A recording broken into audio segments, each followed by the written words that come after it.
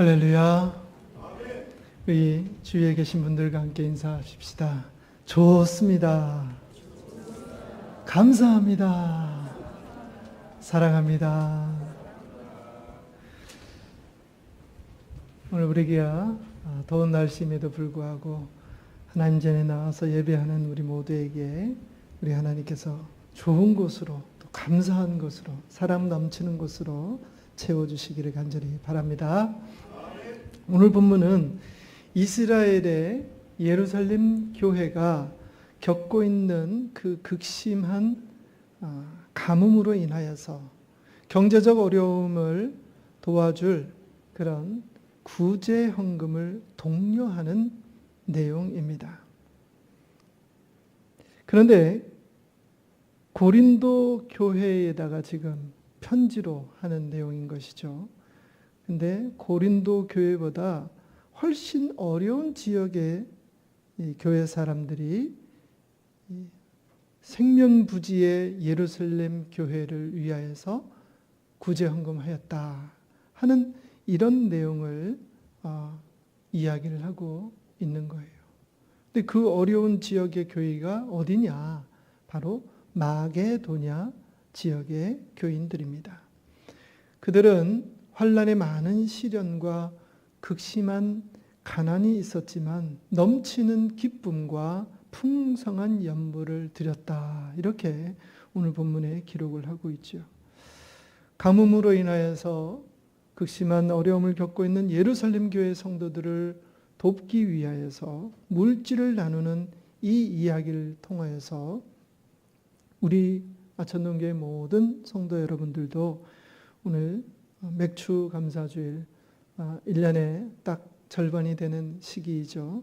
이때를 지나는 이때에 남은 반년을 살아가면서 하나님께서 이 반년 동안 주신 은혜를 감사히 생각하고 이 받은 은혜를 또 많은 사람들에게 이웃들에게 나누는 사랑을 실천하는 결단의 계기가 될 수 있기를 간절히 바랍니다. 자, 오늘 우선 마게도냐 교회가 어렵다고 했는데 얼마나 어려운 상황인가, 얼마나 힘들었는가 이걸 잠깐 살펴볼 텐데요. 바울은 직접 그 지역을 전도하러 다녔습니다. 바울이 총 3번의 전도 여행을 다녔는데 2차 전도 여행 때에 바로 이 지역을 다니면서 3개의 교회를 건축을 합니다. 근데 그 지나왔던 교회들의 교인들이 보니까 참 힘들고 어려운 상황 속에서도 믿음 생활하고 또 구제 헌금까지 하더라는 것이에요. 그래서 첫째, 환란에 많은 시련이 있었다. 그리고 극심한 가난 가운데 있었다. 이렇게 기록을 하고 있더라는 것입니다.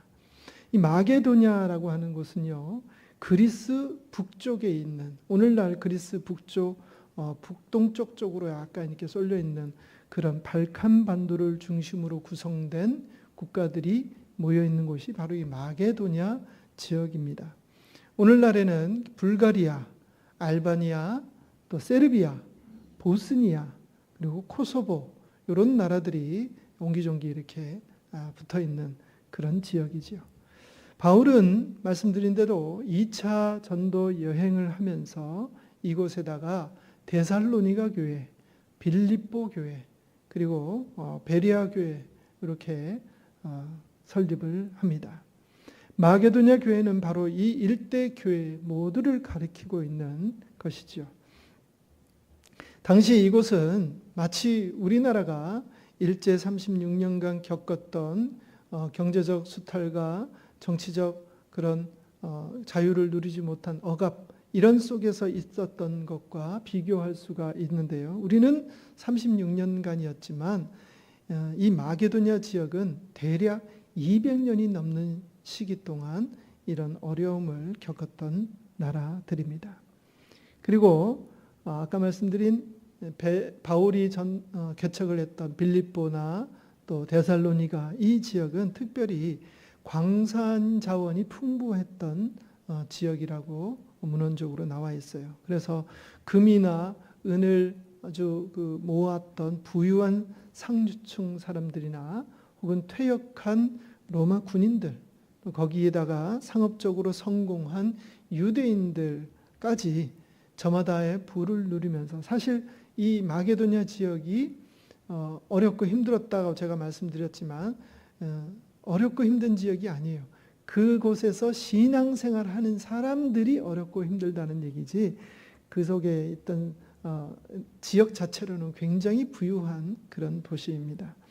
이런 지역에는 그들에게서 떨어지는, 그 부유한 사람들에게서 떨어지는 이익을 취하기 위하여서 각 지역에 모여든 이 하층민들이 있는데요. 안타깝게도 말씀드린 대로 이들의 삶은 너무나 힘이 없고 보잘것없는 그런 삶이었기 때문에 항상 노동 착취나 또는 세금 수탈의 표적이 되었던 곳이 바로 이 지역에 사는 사람들이었다 하는 것이죠. 더군다나 이 지역은 200년씩이나 로마 속국으로 있었던 나라였기 때문에 그 당시 로마의 이 지배권을 강화하기 위해서 펼쳤던 정책이 황제 숭배 사상이었습니다. 그래서 사람인 황제를 신으로 떠받들여야 했어요. 그래서 각 나라들마다 고유적으로 가지고 있던 그런 신들보다는 황제에게 더 황제를 더 신으로 섬겨야 했던 이런 이 부당함들이 있었고, 또 각 지역에 경제권을 쥐고 있었던 이 유대인들, 이 옛날부터 유대인들은 아주 상술이 뛰어났기 때문에 지금이나 그 옛날이나 이 경제력을 꽉 쥐고 있습니다. 그래서 이 막강한 경제력으로 자신들의 종교는 아주 철통같이 이렇게 유지할 수가 있었는데, 그런 이 유대인들에게 유대교의 이단이라고 할 수 있는 예수 믿는 사람들이 등장하게 된 것이죠. 그러니 그들 눈에는 이들이 눈에 가시일 수밖에 없었던 것입니다. 그래서 이 마게도냐 지역에서 예수 그리스도를 믿는다, 그리스도인이다 라고 칭함을 받는 사람들은 항상 이 로마 관리들에게, 황제에게 절하지 않는 사람들이다 라고 하는 그런 이 누명을 씌움받게 되고, 그렇게 함으로 인하여서 자기들이 가지고 있던 금광채굴권이나 혹은 기타 여러 기본적인 권리들을 빼앗기게 됐고, 또 상권을 주고 있던 유대인들에게서는 예수 믿는다는 이유로 거래에서 이렇게 제외되기도 하고, 또 일자리를 박탈당하기도 하는 그런 불이익을 당했다라고 하는 것이에요. 그래서 그들이 어렵고 힘들었다라고 하는 말입니다. 근본적으로 이 지역은 땅이 비옥하고 천연자원이 풍부한 곳이기 때문에 본인만 열심히 일하면은 언제라도 일어설 수가 있고 또 큰 부를 얻을 수 있는 곳이지만, 단지 예수 그리스도를 영접하고 믿었다라고 하는 그 이유만으로 많은 것들을 포기하거나 혹은 피해를 감내해야 했던 사람들이 바로 이 마게도냐 지역의 그리스도인들이었다 하는 것이죠. 그래서 본문 2절에 보면은 극심한 가난이라고 하는 단어를 바울이 이 고린도 후서 편지를 쓰면서 이 단어를 쓰는데, 이 단어의 원문은 푸토케이아라고 합니다. 이 푸토케이아라고 하는 말은 단순한 가난을 넘어서 생존조차 위협받는 그런 절대적 빈곤을 의미하는 단어가 이 바로 푸토케이아라고 하는 단어입니다. 바울이 그래서 직접 2차 전도 여행을 하면서 그 지역을 경험했더니 그들이 생존조차 위협받는 그런 큰 가난 속에 있더라라고 하는 것을 직접 경험했기 때문에 이 고린도 지역에 있는 사람들에게 편지를 할 때에 바로 이와 같은 단어를 사용하게 되었다라고 하는 것이죠. 그런데 바울이 이 마게도니아 교회 교인들이 살아가는 상황을 이렇게 한쪽 시각으로만 보지 않았어요. 무슨 말이냐? 저들은 참 힘듭니다. 어렵습니다. 극심한 가난 속에 있습니다. 이렇게만 보지 않았다는 얘기예요. 어떻게 기록을 하고 있느냐? 2절에 보니까 그들이 환난이 많은 시련 가운데에서도 넘치는 기쁨이 있었다. 그리고 극심한 가난 가운데서도 풍성한 연보를 넘치도록 하였다. 이게 굉장히 어울리지 않는 구조로 이 글을 써내려가고 있는 것을 발견하게 됩니다. 환난과 시련 가운데서도 기쁨이 넘치고, 이 말이 됩니까? 극심한 가난 가운데서도 풍성한 헌금을 연보를 드리게 되었다. 말이 안 되는 얘기죠. 이런 말이 안 되는 이야기들이 어떻게 일어나게 된 것일까요? 그 비밀은 바로 1절에 소개되어져 있습니다. 다 같이 한번 1절을 다시 한번 더 읽어보시겠습니다. 시작. 형제들아, 하나님께서 마게도냐 교회들에게 주신 은혜를 우리가 너희에게 알리노니. 아멘. 그들은 혼란과 많은 시련 가운데 있고 극심한 가난 가운데 있는데, 그들이 놀라운 이런 말도 안 되는 일들을 해 나가는 이유는 바로 하나님께서 그들에게 주신 은혜 때문이다라고 바울이 평가하고 있는 것이에요. 우리는 각자 하나님의 은혜를 구하지요. 특별히 오늘 맥주감사주일로 1년에 딱 절반을 살아온 이때 우리가 지나왔던 삶을 돌아보니 참 감사하더라, 참 고맙더라 하는 그런 내용으로 우리가 이렇게 예배를 드리는데, 그러니까 하나님의 은혜를 경험하고 체험한다는 얘기죠. 근데 그 사이에 하나님의 은혜를 구했기 때문에 그런 것들을 우리가 얻게 되었던 것이죠. 근데 여러분들, 그 은혜라는 것이 무엇일까요? 대부분이 나의 소원이나 기대가 아닐까 생각합니다. 여러분들도 다 동의하실 거예요. 내가 이것을 원합니다, 내가 이것을 구합니다 하는 그런 내 소원이 바로 그것이 이루어졌을 때 하나님의 은혜가 나에게 임했다라고 표현을 한다는 것이죠. 근데 여러분들, 과연 그것이 내가 원하는 것이 이루어진 것이, 그러니까 그 결과가 하나님의 은혜일까요? 우리가 복권을 사서 당첨됐으면 좋겠다 하는 그런 많은 사람들이 있죠. 인생 역전을 꿈꾸는 사람들이 있는데, 실제로 그런 일을 겪은 사람들의 이야기를 또 한번 이렇게 들어보면은 그 가운데는 오히려 복권 당첨이 되어서 그의 인생이 완전히 망가졌다 하는 그런 사례들도 많이 우리가 듣지 않습니까? 그러니까 내가 원하는 그것이 이루어졌다고 해서 그것이 결코 은혜인가? 우리 한번 깊이 생각해 볼 필요가 있는 것이에요. 바울이 말하고 있는 1절에서의 하나님의 은혜는 단순히 그런 1차원적인 은혜가 아닙니다. 극심한 가난과 환난 가운데서도 자발적으로 풍성한 연보를 드릴 수 있는 그런 마음의 여유와 그런 자기 상황에 매여서 어쩔 줄 몰라 하는 안절부절하는 그런 모습이 아니라 그것을 초월하여서 더 큰 하나님의 뜻과 하나님의 마음을 가질 수 있는 것, 이게 하나님의 은혜라는 것이 바울이 말하고 있는 것이에요. 이것은 사람의 힘이나 감정으로 할 수 없는 일입니다. 이 마음은 하나님께서 주신 것이고, 하나님의 마음을 내 속에 품을 수 있게 되는 것이야말로, 그것이야말로 진정한 은혜라고 하는 것입니다. 우리가 이것을 잘 몰라요. 하나님의 마음을 내 속에 품게 되는 것, 말은 쉽죠. 하나님의 마음이 얼마나 큰데요. 근데 그것이 내 조그만 이 죄 많고 허물 많은 이 죄인의 마음에 하나님의 그 고결하고 순결하신 그 크신 마음이 내가 품게 된다는 것. 감히 신께서 내 안에 오신다는 것입니다. 그리고 그것을 행동으로, 삶으로 옮겨낸다고 하는 것이죠.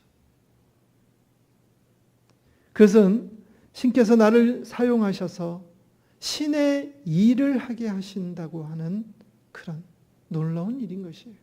내가 신의 도구로 사용받게 되는, 쓰임받게 된다고 하는 것입니다.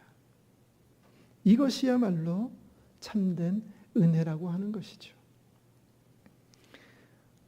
어린아이가 먹으면 얼마나 먹겠습니까? 그런데 그 조그만 아이를 먹이려고 어머니가 싸다 주신 그 조그만 도시락, 그것이 예수님 손에 닿았을 때에 5,000명이나 되는 어른이 배불리 먹고도 12광주리가 남는 일들을 우리는 기억을 하지 않습니까?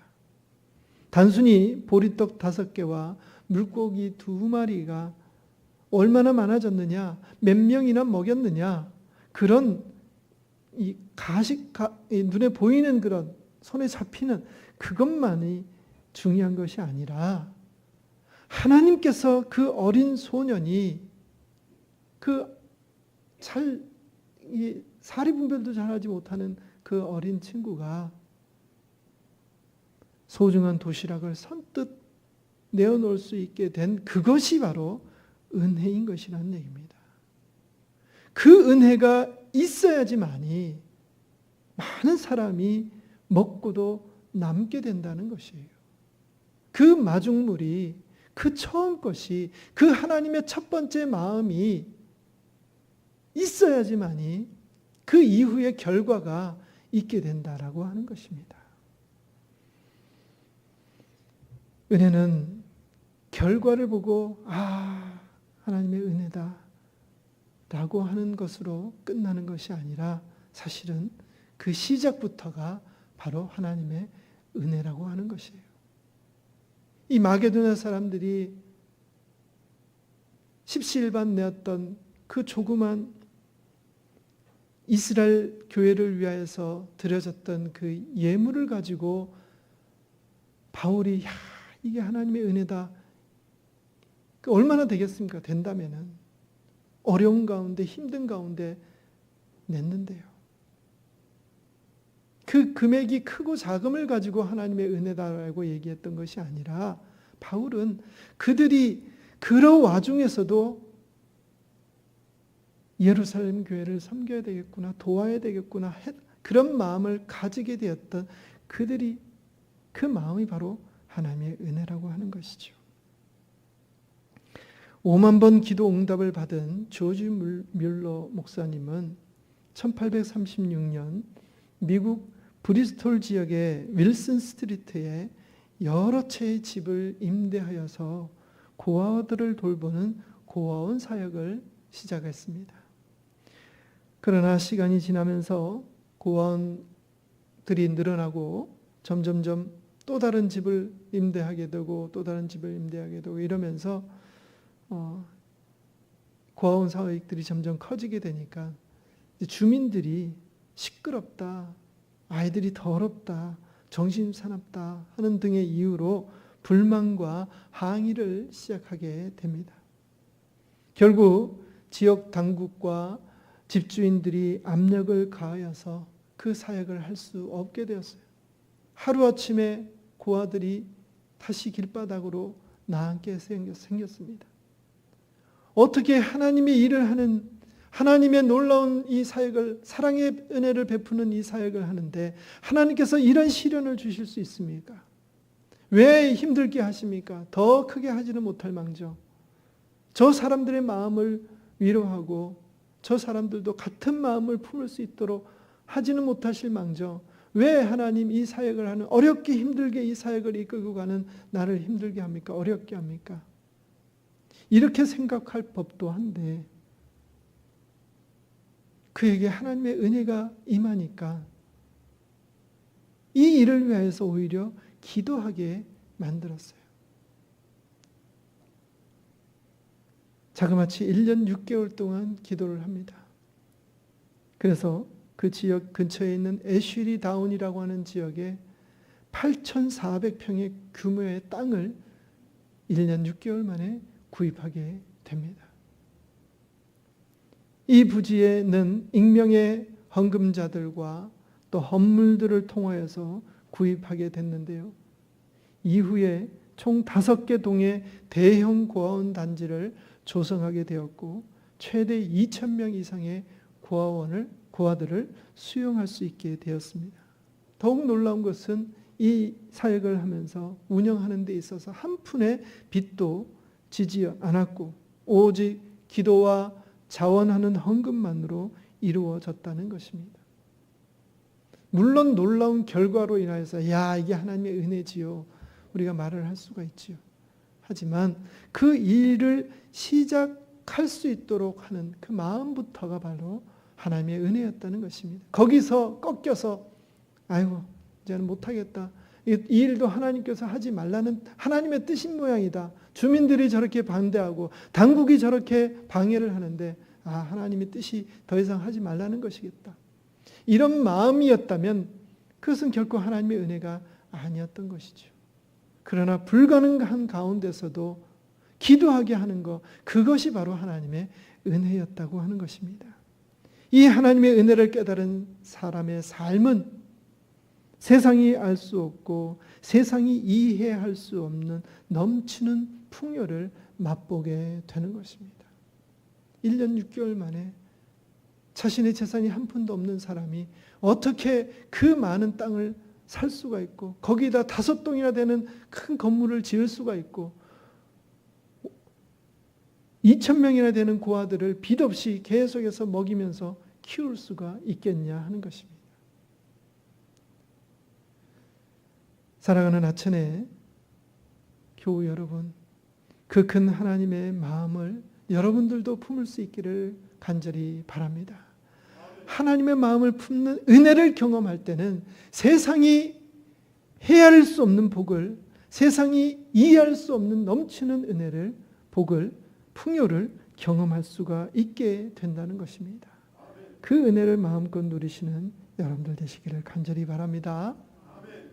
이렇듯 힘든 가운데서도 하나님의 은혜를 입고 입음을 깨달은 이 마게도냐 교인들이 살아내었던 이 나눔의 삶에는 특징이 있었어요. 3가지 특징이 있는데 3절에 기록되어져 있습니다. 다 같이 한번 읽어볼까요? 시작. 내가 증언하노니 그들이 힘대로 할 뿐 아니라 힘에 지나도록 자원하여 드렸다. 할렐루야. 그들이 이 일을 했을 때, 그들이 하나님의 은혜가 넘쳤을 때 자기 힘으로 했던 것이 아니네요. 자기가 할 수 있는 것 또 했지만 그 이상으로 하였다는 것이죠. 그리고 그것이 어떻게 하였다고요? 자원하여서 했다는 것입니다. 억지로 했다는 것이 아니죠. 자신의 소득 수준을 고려하여서 적절한 분량액수에 남을 돕는 데 사용했습니다. 많이 하라는 얘기가 아니에요. 자신의 수준에 맞게 하라는 얘기입니다. 요즘 같은 어려운 시기에 각자 도생해야 합니다. 우리가 말을 하지요. 각자 도생 참 와닿기도 하지만 무섭고 또 일리 있는 말이기도 하지만 참으로 고개가 갸웃거려지는 그런 말이기도 합니다. 저는 그런 분들께 한번 묻고 싶어요. 냉정하게 한번 묻고 싶습니다. 그렇게 각자 도생해서 뭐 하시려고요? 쌓아놓고 쟁여놓고 그렇게 이 땅에서 얼마나 오래 살 수 있을 것 같습니까? 우리는 결국 주님 곁으로 가게 되어 있습니다. 천년 만년 사는 게 아니지요. 아니요, 목사님, 힘든 세상 자녀들에게도 남겨줘야 되지 않겠습니까? 말씀하시는 분들도 계십니다. 근데 여러분 생각해 보십시오. 뭐든지 공짜로 얻은 것은 해프기 마련입니다. 내가 땀을 흘려 일구지 않은 것은 손가락 사이로 순식간에 빠져나가는 모래알과 같은 것이에요. 후손들에게 남겨주고 싶은 것이 있다면 재산이나 유산이 아니라 고기를 낚는 법을 가르쳐야 돼요. 이 세상을 어떻게 살아갈지, 이 세상을 하나님 말씀으로, 신앙으로 의지하면서 어떻게 살아야 할지 이런 것들을 가르쳐 주어야 되지, 언제까지 고기를 잡아다가 그 입에 받쳐 주겠냐 하는 것입니다. 그러므로 여러분, 하나님의 마음을 내 마음에 담아내는 그런 은혜를 입었다면 아끼지 말고 힘 닿는 대로 도울 수 있기를 바랍니다. 지난 주일에도 마음껏 사랑하자고 말씀드렸는데 남을 돕는 일에도 힘껏 힘 닿는 대로 도울 수 있기를 간절히 바랍니다.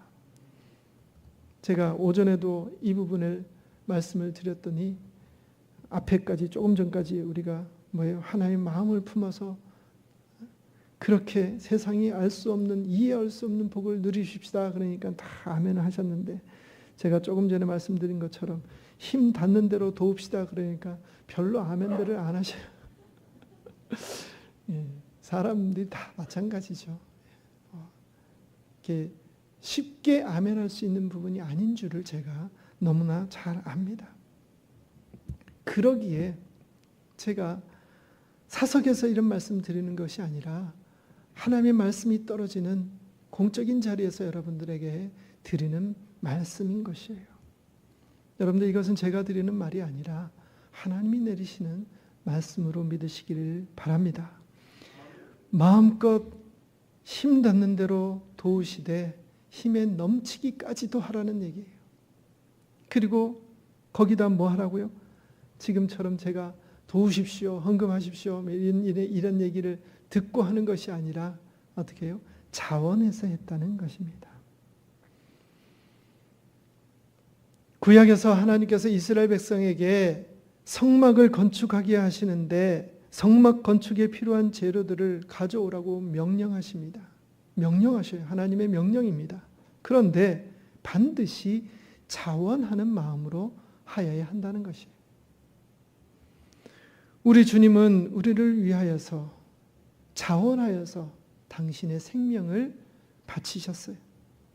십자가의 고통을 자원하여 당하셨습니다. 옆구리의 창을 자원하여 받으셨고 머리에 가시관을 자원하여 쓰셨습니다. 조롱을 받으실 줄 알면서도 자원하여서 그 수치의 자리에 오르신 것입니다. 우리 교회에 자랑할 만한 일이 있어요. 인근 교회에서 저를 너무너무 부러워합니다. 뭐 때문에 그러느냐? 우리 교회는 현악팀이 있지 않느냐? 앞에 일부에 여러분 오시면 아시겠지만 우리 현악, 관과 현우로 하나님을 찬양하는 현악팀이 있는데 이 팀들은 둘로스라고 합니다. 근데 이 팀들은 자원하여 생긴 팀입니다. 목회자가, 교회가 부탁하여서 세운 것이 아니라 학부모들의 자원으로 목사님, 우리가 우리의 자녀들을 믿음으로 신앙으로 잘 키우고자 하는데 예배에 헌신하는 모습 가르치려고 합니다. 어떻게 하면 좋을까요? 배우신 대로 그거 가지고 찬양하십시오. 했더니 만들어진 것이 들루스라고 하는 관현악 찬양팀입니다. 그 팀을 중심으로 또 우리 가을에 음악회도 하고 그러지요. 지금은 많이 약해져 있기는 하지만 여러분들 바로 둘로스라고 하는 그 말, 그것이 종 또는 노예라는 뜻인데요. 정확한 의미로는 자원하는, 헌신하는 자세로 자기 자신을 주인에게 완전히 맡기는 사람, 이것을 바로 둘로스라고 하는 것입니다. 그냥 종이 아니에요.